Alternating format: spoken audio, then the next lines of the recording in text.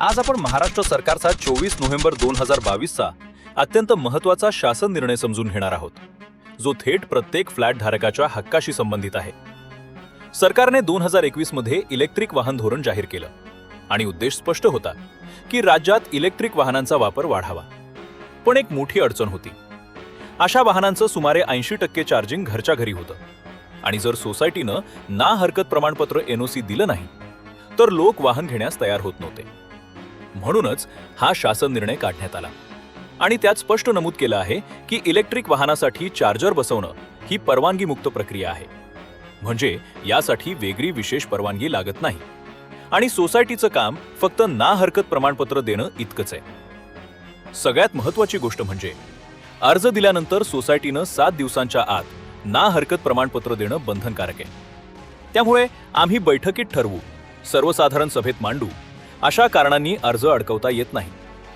मात्र काही अटी पाळाव्या लागतात.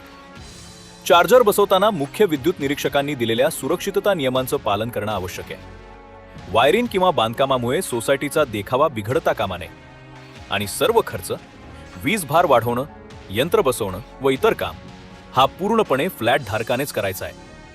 तसेच भविष्यात काही बिघाड झाला तर त्याची जबाबदारी सोसायटीवर येत नाही. साध्या भाषेत सांगायचं तर तुम्ही चार्जर बसवा, पण सुरक्षितपणे आणि स्वतःच्या खर्चानं.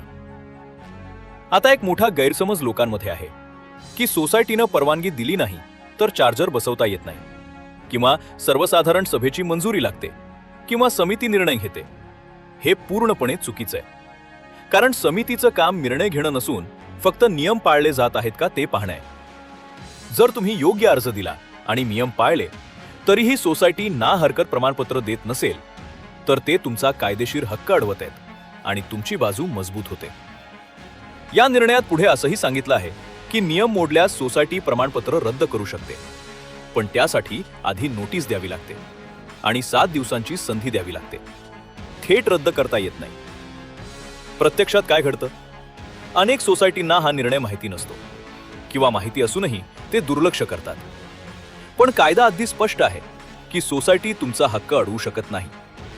त्यामुळे जर तुम्हाला चार्जर बसवण्यासाठी ना हरकत प्रमाणपत्र मिळत नसेल किंवा विनाकारण विलंब होत असेल तर घाबरू नका. तुम्ही कायद्याच्या बाजूने आहात आणि योग्य पद्धतीने पुढे गेल्यास तुम्हाला तुमचा हक्क नक्की मिळेल. हा व्हिडिओ जास्तीत जास्त लोकांपर्यंत पोहोचवा, कारण ही माहिती प्रत्येक सोसायटी सदस्यापर्यंत जाणं गरजेचं आहे. आणि लक्षात ठेवा, ही परवानगी नाही, तुमचा हक्क आहे.